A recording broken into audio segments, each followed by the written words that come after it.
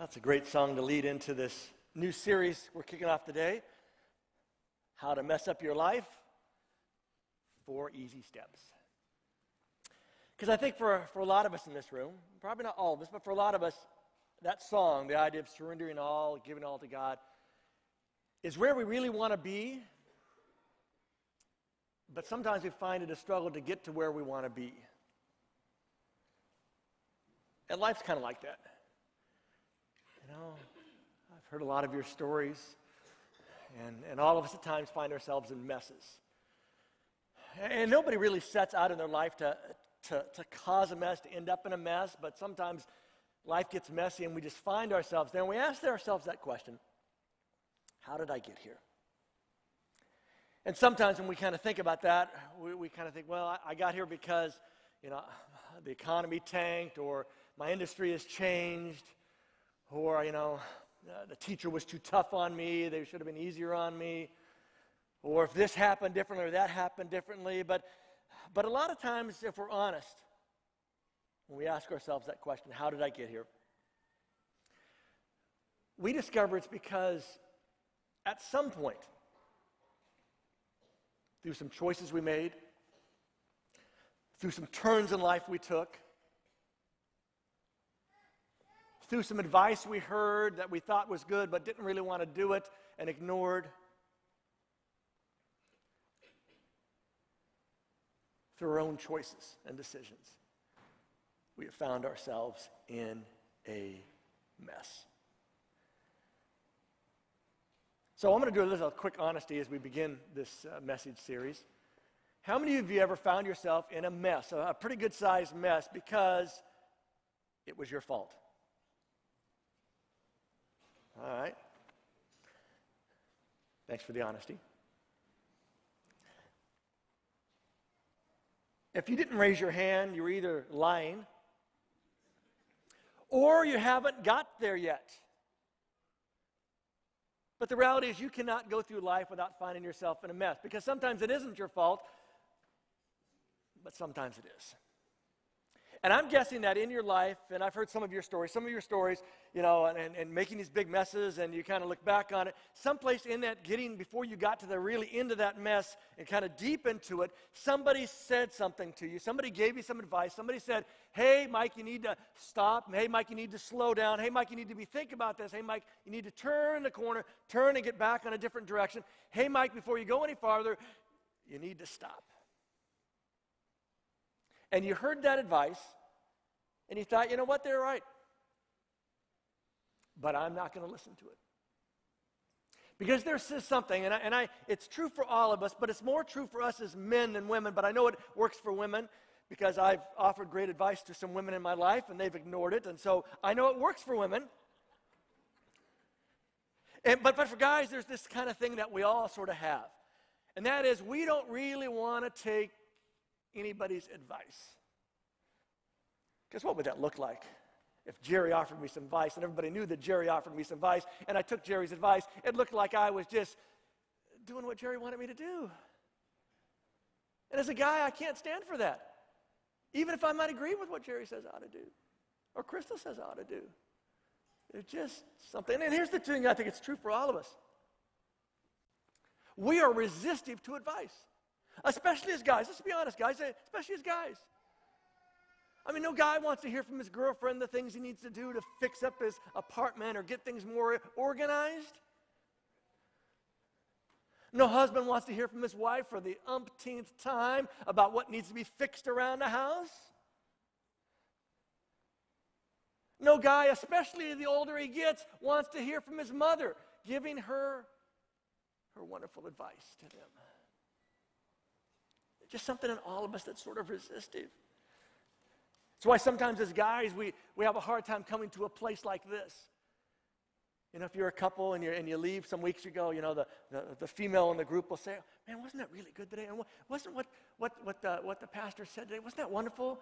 And you're like, as a guy, it's all right, right, but, I think I would have said this differently. I'm not so sure about that, because you don't want to kind of say, especially if we've got to a point where we've kind of challenged you or said, hey, try to take this step. You don't want to be seen as this next week you take that step because somebody like me told you to do it. You want it to come up as your own idea, because then it's your idea. It's not somebody else's idea. And as a guy, as a man, that just feels better, right?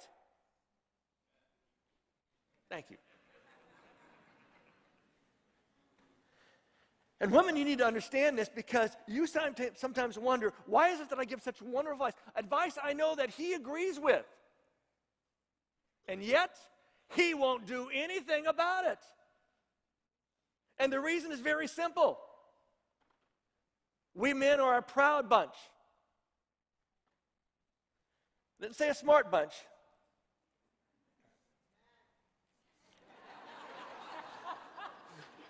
But we are a proud bunch. And we have a hard time taking advice from other people, because there's something that's wired into the male that even if I agree with the advice that gets, I can't let everybody know that I agree with that advice. Guys, let's be honest. I'm guessing at some time in your life you've had an argument with somebody and they were giving you wonderful advice in here that you agreed with. But what was coming out of your mouth was no agreement at all, right? You were all the reasons that wasn't good advice, or why you really shouldn't do it yet, or why you should put that off, or why you should wait, or why, all that kind of stuff. Knowing inside you're in this internal struggle going, I really should. That's really actually good advice, but I can't follow through. I can't do anything with it. My wife is right now telling somebody else the exact story that she's been telling me for a while, right, Lori? Yeah, I caught you. The bad thing is it's a long list. It wasn't just one thing. There's a list of stuff that she's got there. I wish I could segregate her, put her away from anybody else for a while this morning. But it's true. And the crazy thing about it is oftentimes it's advice that would help us get to where we want to get to. And we know it sounds like really good, but we resist that because as much as we want to get there, we don't really want to hear it from somebody else. And so often we reject the advice, not because it's whether it's good or bad, but more importantly, we reject who it's coming from. I mean, guys, do not respond to this, but I'm going to throw it out there. But do not respond, all right? I'll give you a heads up. Guys do not want to hear advice from their mothers-in-law. Yeah, guys, I said don't respond. That'll get you in trouble, right? At least I've heard that's how it is, all right? Let me put it that way. But there are certain people, you just kind of listen, they don't really want to hear it. And the problem with all that, if you want to look at and that's where we're starting here today, and this whole idea of messing up your life, is simply that to mess up your life is to find yourself in a situation where you know you've gotten good advice, but you reject it not because it's good or necessarily bad, but you just don't want to accept it. So today we're going to look at a story from the Old Testament over in 1 Kings chapter 12. And it may be a little bit familiar to some of you if you've been around a church a long, long time. If not, it's going to be kind of a new story. And it finds itself in the section of Israel, of the Israelite people, a little bit along in their kings. They had their first king. Anybody remember what the first king of Israel was? Saul. There we go. Some of you are good Bible scholars. Saul was the first king, and then along came David, who wasn't related to Saul, was kind of a change. God kind of said, no, we're going to go a different direction. Had David. David had a son. One of his son named Solomon became king. And each of them sort of ruled about 40 years. When Solomon's getting ready to die, he picks his son. His son's name is Rehoboam. He says, Rehoboam is going to be the next king. He's the next in succession. And so we're going to read a section from that time in life when it's this transition from Solomon to Rehoboam. And it's kind of an interesting story because it reminds us again about this whole idea of messing up your life and the whole idea of advice and how we kind of reject it. But before we jump in, I want to invite you to bow your heads one more time and let's pray together, right?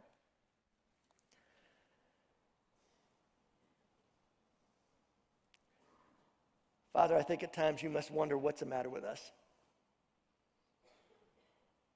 Because so often you have sent your advice to us, sent your word to us through other people. For some of us at times we have prayed about it. and ask for you to help us clear this up or to get a clear sign or understand what's best for us. And you've answered that prayer, and we've ignored it. And some of us are in this room today, and we're trying to figure out this whole faith thing, or even if you're real, or kind of this, what we sang about before, about surrendering all, and we want to do that, but there's something that holds us back. And all I want to ask today, Lord, is for you to take this story from thousands of years ago and somehow let it seep past our brains and our resistance and help us not miss a story from somebody else's life that so often can be our own story. And most importantly, we pray that you would help us to be clearer on the message we find ourselves in, and not only enough how we got there, and most importantly, how we can get out of it. So we invite you into this space and place right now to speak to us in your name. Amen. All right, 1 Kings chapter 12, we're going to begin in verse 1. And again, I said that Solomon's son's name was Rehoboam. Everybody say Rehoboam, because apparently Boam, the last part of his name, was fairly popular because there's a number of Bible characters, people from the Bible, that have a Boam in it. In fact, we're going to find another Boam in this. We're going to find a guy named Jeroboam, not Rehoboam. And they're not related, but in fact, Jeroboam is one of Solomon's workers. Great guy for him. He discovers him. In fact, if you go back to chapter 11, you can read it later today. He kind of rises up through the ranks, shows himself pretty smart, pretty wise. So Solomon puts him over this whole building project, and he ends up building a bunch of stuff. Solomon was a big builder, big repairer, big protections, built lots of houses and homes and stuff. And so Jeroboam is the guy he sets up in that. And somewhere in chapter 11, it basically says that Jeroboam gets word that God's going to change his plan on who sort of follows, because Solomon's kind of messed up. And God has a different plan for the nation of Israel.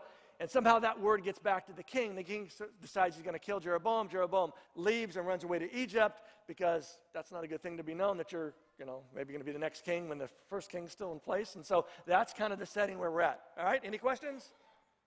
All right, good. Here we go. Rehoboam, who was he wasn't the king yet. Son of Solomon. This is the occasion when he's going to be made king, sort of official kind of thing. This is inauguration day. Rehoboam went to Shechem, which was the original capital city for Israel, that later switched over to Jerusalem. Big kind of sacred place for them, important place in their history. He goes there where all the Israelites are gathered. They've gathered there to make him king. That's the setting. Rehoboam shows up with his guys. All the people are there. It's a big inauguration day. And Jeroboam, the other guy I told you about, son of Nebat, was still in Egypt where he'd gone to escape from Solomon. Now he's been over in Egypt. But he gets word.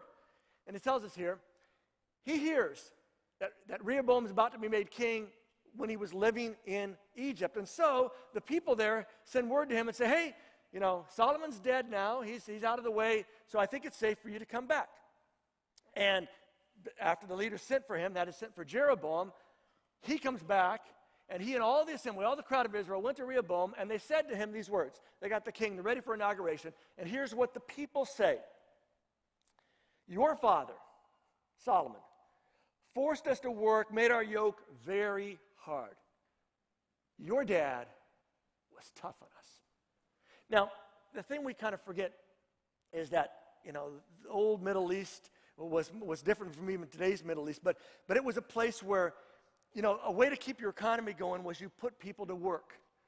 And so they had forced labor, and that was a way to keep everybody working, stuff happening, people to have food on their tables. And so Solomon bought into that, and that was his economic system. You just force people into work for you. They build all this stuff's getting done, economy's flowing, people have food. And so these people say, listen, we have worked long and hard. Your dad was 40 years as king, and we're tired. He was tough on us. He goes on. Now, we ask you, make it easier for us. That is, lighten the harsh load. And don't make us work as hard as he did, the heavy yoke that he put on us. Then we will serve you. So Jeroboam and all the Israelites are basically saying to the king, listen, your dad was too tough on us, and we can't keep at this pace. But if you'll kind of lighten the load, we're not asking you to stop everything, but just kind of lighten the load. Slow down and stuff. So quit forcing all this stuff. We'll gladly support you. We'll be there for you. To which Rehoboam says, go away for 3 days and then come back to me. Which is a smart move, right? If you're a leader, you want to kind of say, hey, give me a little bit of time. Earl, right? You say, give me a little time. Let me think about it for a couple of days. 3 days, come back and we'll have an answer, right? I want to, get my counselors together. I want to talk about plans we've had. And see how it all works. So the people left. They go away. Rehoboam goes and asks the elders, that is, those who had advised his dad, Solomon, during his lifetime. These are the guys that have been around for maybe up to 40 years. And he says, guys, you're kind of the wise guys that have been around here. You've been around a long time. Give me some advice. How do you think I should answer these people? Give me some advice. Give me some counsel. How should I answer these people? These people have asked for a break. What do you think I should do? I don't want you to miss this. They said, these counselors say, you should be like a servant to them today. If you serve them and give them a kind answer, they will always serve you. They basically say, listen, Rehoboam, these folks are right. And what they're asking for is not so unreasonable. In fact, if you honor them, honor their request, you know what's going to happen? You'll have the people right where you want them. Because nobody wants the battles, nobody wants a divided kingdom, nobody wants all the challenge and the frustration that goes with all this kind of force. I mean, be the kind of king that Israel wants, a king that's for the people. To which Rehoboam says, I don't think so. Says he rejected this advice, he disregarded, he forsook the counsel given by the elders. And this is the thing I want you to miss. He heard what he needed to hear, but it wasn't what he wanted to do. You ever find yourself in that kind of situation? Ask for advice and you get advice and you know it's pretty good advice, but it's not the advice you want to hear. And so what do we typically do? When you don't get the advice you wanted the first time, what do we typically do? We go and ask for some other advice, right? And we all do this. Because I didn't really like what you told me to do. So I'm going to go find some people that'll tell me what I want to do is the right thing to do, because then I'll be happy, which is really, let's be honest, really the most important thing. Right? So instead, rejects the old guys. He asked the young men who had grown up with him, who served as his advisors. New king, new cabinet, right? New group of guys, and these are guys that have grown up around him. I don't know if you've ever been around somebody that's sort of really rich or famous, but I have to imagine there's sort of an appeal to be the friend of the king's son. You get to go to all the fun parties. He's got all the cool stuff. He's got the souped-up chariot back then,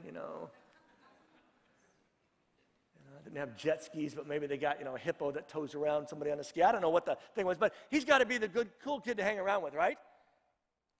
And if you ever wanted to hang around with somebody who's really in a spot you want to be at, there's this temptation to always say whatever they want to hear, do whatever they want to do, because that keeps you in, right? And that's where you find yourself. Rehoboam turns to the guys that are close to him and says, hey, tell us what we need to do.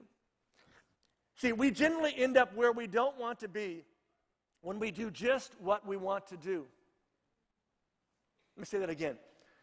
We generally end up where we don't want to be when we do just what we want to do. Because some of you have found yourselves in one of those messes.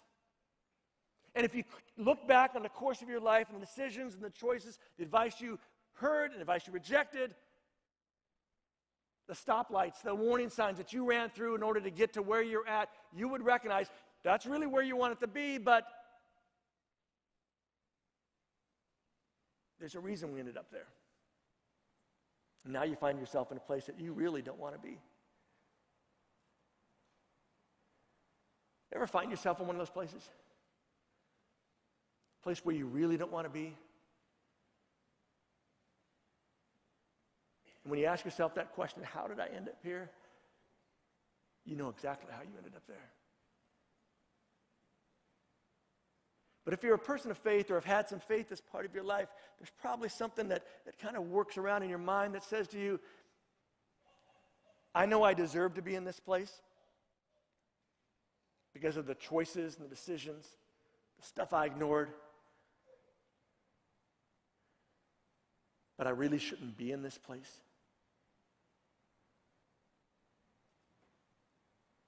And when you come to that spot, that can be a dramatic turning point in your life. But oftentimes we don't get to that spot until we, watch this, Kumar, until we get to that spot. And some of us in this room are heading down that way, but we're not to that spot yet.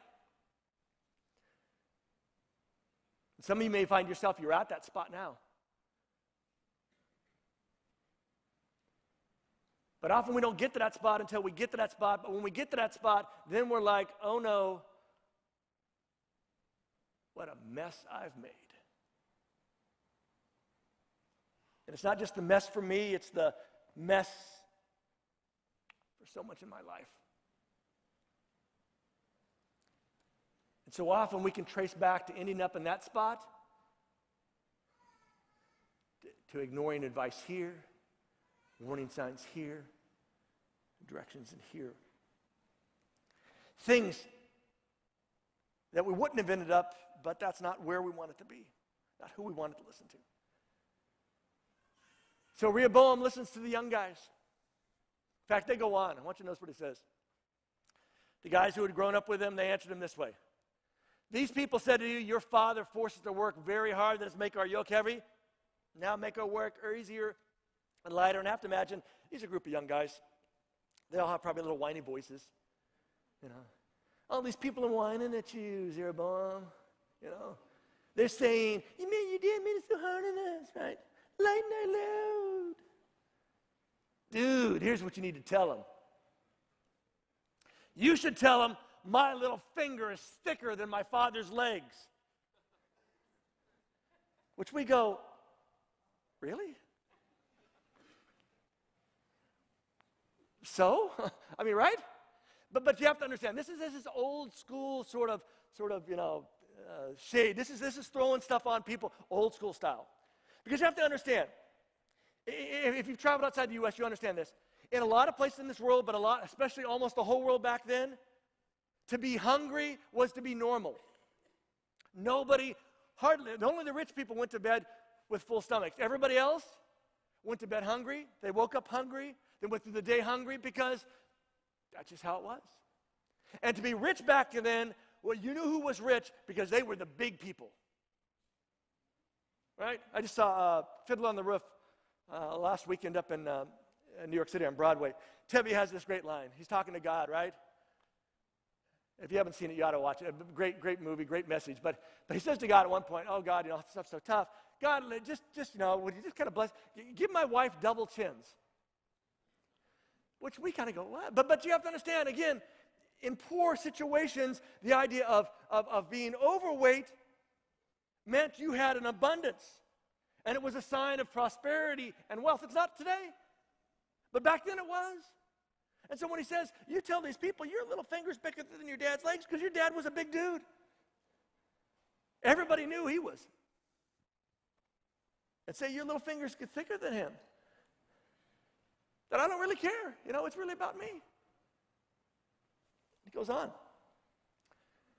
Tell him he forced you to work hard, but I will make you work even harder. I'm just going to add more stuff to your yoke. My father disciplined you with whips, because apparently people have a hard time working in the heat of the day, moving big boulders and stuff. But I will discipline, that is, control you with whips that have sharp points. That's this idea of scorpions, which is especially brutal kind of whipping. Basic point is, you think my dad was bad? You haven't seen anything yet. Because me, today, I'm king of the world, right? So that's the advice he gets, and he kind of likes that. Because it shows he's a man. He's tough. And he's not going to take anything from this group of people because they're just the people, and he's the king. So after 3 days, Jeroboam and all the people returned to Rehoboam as the king had ordered, so they all get together. King Rehoboam speaks these hard words to them. And it tells us there, because he had rejected the advice, that is, disregarded the counsel the elders had given him, he tells them this kind of crazy stuff. And he followed the advice, the counsel of the young men. He did what is so often the core of how we get ourselves in mess. We ignore good advice, and we find people to feed into our own bad advice. And ultimately, we end up in a place we really don't want to be, but at the moment, we kind of think it's the place we want to be. When all the Israelites saw that the new king refused to listen to them, they had some words for the king. And it wasn't words of, "O king, great and glorious thou art. We, your humble servants, accept it." They actually knew this was an opportunity for them to change some things. So here's what they said. What portion do we have in David? David's the great king. Everybody loved David, but they're saying, what part do we have anymore? I mean, David was the great king, the king that listened to the nation, the king that loved the nation, all this kind of glorious stuff. Even in today in Judaism, there's this longing to go back to a day of David, that David was just the greatest, the perfect, the one who really took care of people. They say, you're not listening to us. What portion, what part do we have in this? We have no part. That is inheritance with the son of Jesse. There's nothing, there's no benefit for us. People of Israel, let's go to our own homes. And then they look at the new king and they say, look out for your own house, David. To which we don't really understand, apparently, because we kind of sit there going, okay. But let me put it in a little bit modern language, and excuse my language for just a moment, all right? This group of people, all the Israelites, look at the king, and they basically say to him, look after your own blankety-blank buildings, David. You go figure out who you're going to rule, because it's not going to be us. We're out of here and going home. And this is the moment in history, if you've read much of the Old Testament, you know there's some time in there when all of a sudden you have the nation of Israel, and all of a sudden now you have Israel and Judah. Have you ever noticed that? And you thought, how'd that happen? What happened? This is where it happened. This is the day that the nation split off, and it didn't split off 50-50. It split off 10-2. And Jeroboam, he gets the 2. And the 10, they're out of there. Never more to be combined again. All because of a young guy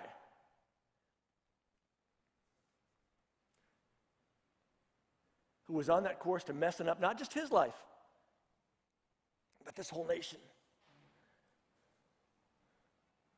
And he stuck with the plan. And it messed stuff up. The writer of Kings just simply says they go home.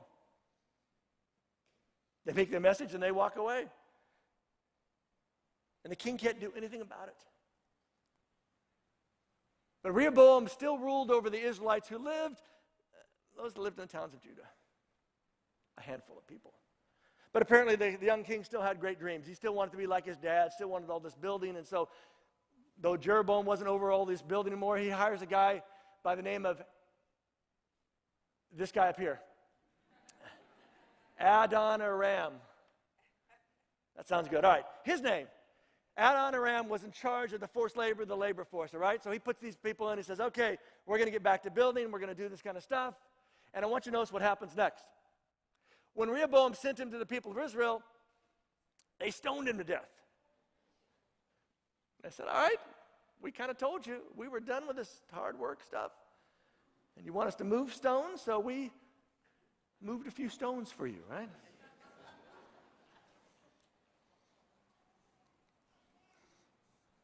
Since then, Israel has been refused to be ruled by the family of David.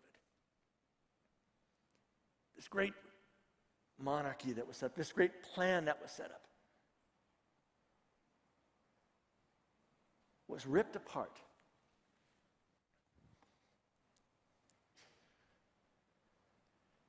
Because of one man's refusal to listen to good advice.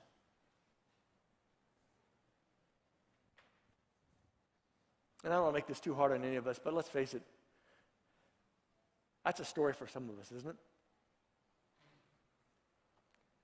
Some of us, our careers have been ripped apart because we just weren't going to give in and weren't going to go along. Some of us, our relationships have fallen apart because we wouldn't follow good advice. We wouldn't really listen to actually really good suggestions and warnings. For some of us in this room, it's why our kids hardly ever call, hardly ever come around. Because at some point, we stuck to our guns, stuck to our plans, stuck to our system and our values and our stuff. And it's ended up where it's at. And here's the crazy thing. Rehoboam was the son of Solomon. This guy who at the time was sort of purported to be the wisest guy ever. And apparently he was pretty smart in a lot of things, but like most smart people, you ever been around really smart people? You know, they're really smart in some stuff, but in some stuff they're really dumb. They're not very bright, right? You ever notice that? I mean, some people just like, you just walk in a room and it's like, this person is smart. You can just tell. It oozes out of them. But they'll do something or say something and you go, how'd that work, right? But Solomon wrote this great part of our Bible called Proverbs, this sort of observations about how life works, about his observations of life. And clearly, if this was his son, he would have told his son some of these observations. I mean, some of you grew up in a home where your dad was always glad to share the observations of life, right? Son, let me tell you how things work, you know? You do this and that happens, you know? Son, let me, you know, I'm sure this is what he experienced. But somewhere along the line in experiencing that, he just didn't hear the stuff that came out.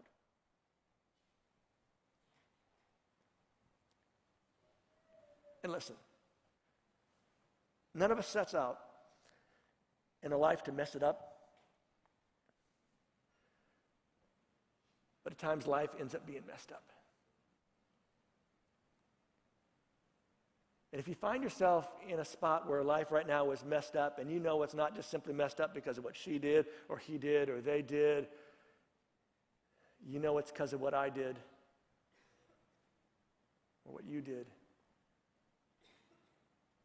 I'd encourage you to not be like Rehoboam. In fact, I'd encourage you to think about 3 points that I think are important in this piece. The first one is simply this.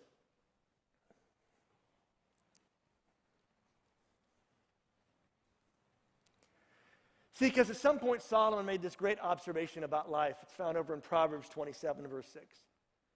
And he said this, the slap, that is the bruises of a friend, can be trusted to help you. But the kisses of an enemy are nothing but lies. They're dangerous. He says, listen, a friend is someone who's willing to sort of slap you, whether physically or verbally. To say, hey, have you really thought this thing through? I think you're off track on this. And he's saying a real friend can be trusted. When a real friend challenges you about something that's going on in your life, that tells you that you can trust that. But somebody who comes along and just goes, we have a term for that. I won't use the term for that, but we all know what the term is, right? That's dangerous, right? Because that person is after something and not after your good. They're after their good. So find a real friend.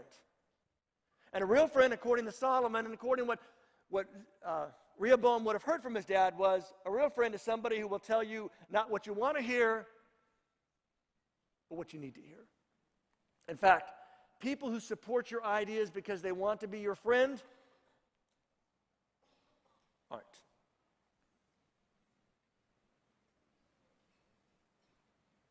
There's something else. Second point. Do something different. If you find yourself in a place where you didn't want to end up, but you ignored all the advice along the way, and it's really where you sort of wanted to end up, but didn't really want to end up with all the consequences, do something else. Do something. Again, Rehoboam would have heard from his dad. Proverbs 22:3. The wise, that is the prudent, see danger, trouble ahead, and they avoid it. They go, uh-oh, and they go hide, right? They go, oh, they get out of the way. But fools keep going straight to it and get into trouble.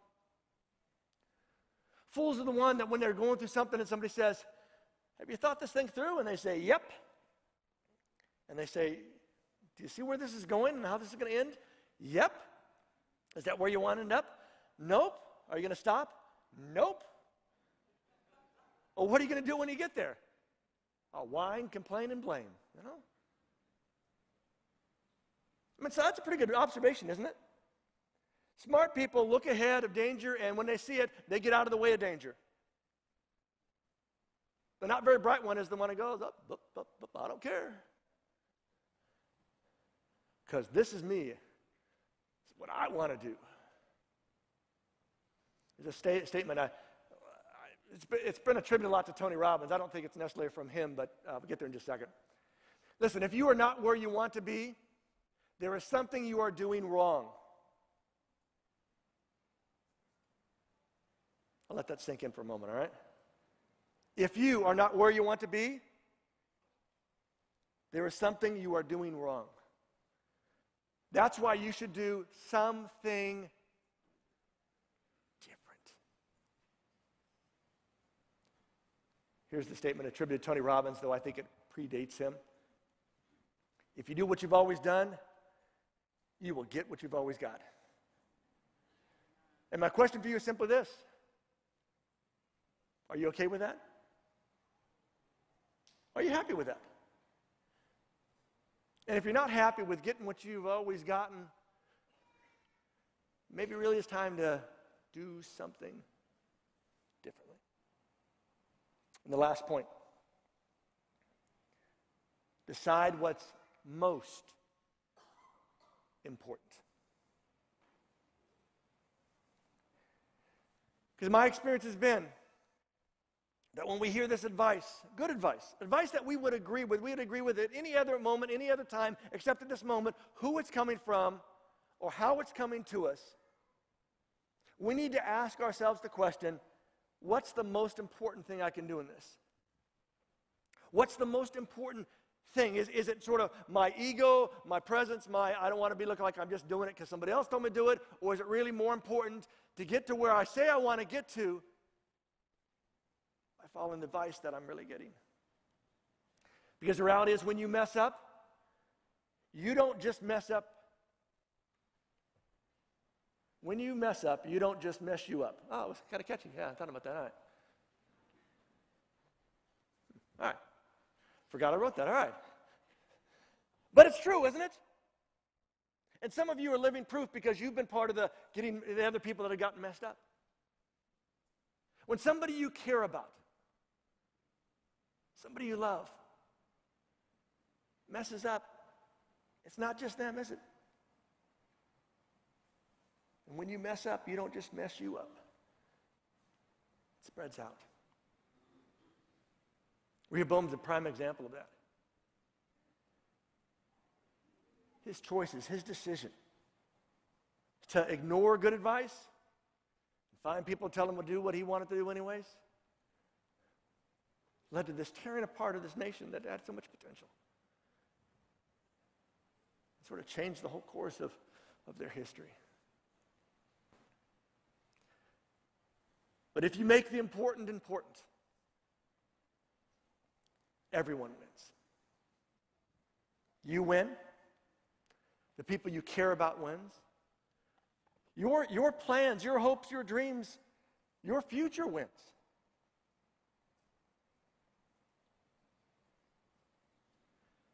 So let me get real close as we wind this down today.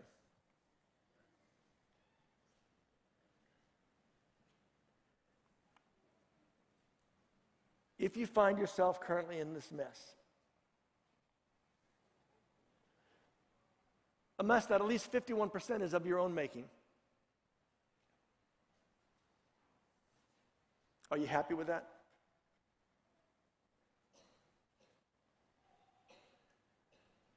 And if you're not, what are you going to do about it? Because so often, we will pray to God, God, show me, give me some answers, give me some direction.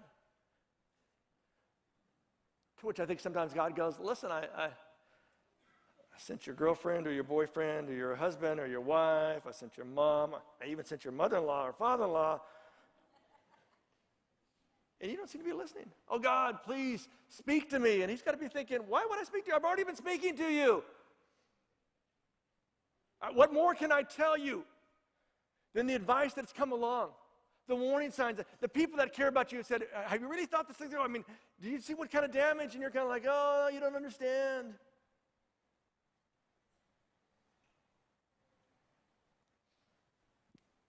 Listen, if you don't like where you're at, move. Change. Do something differently.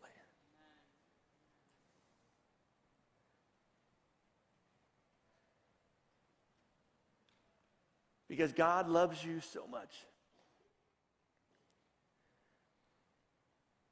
that even in the midst of your mess, He will and He has shown up. The issue has not been Him, it's about what you've done with that showing up.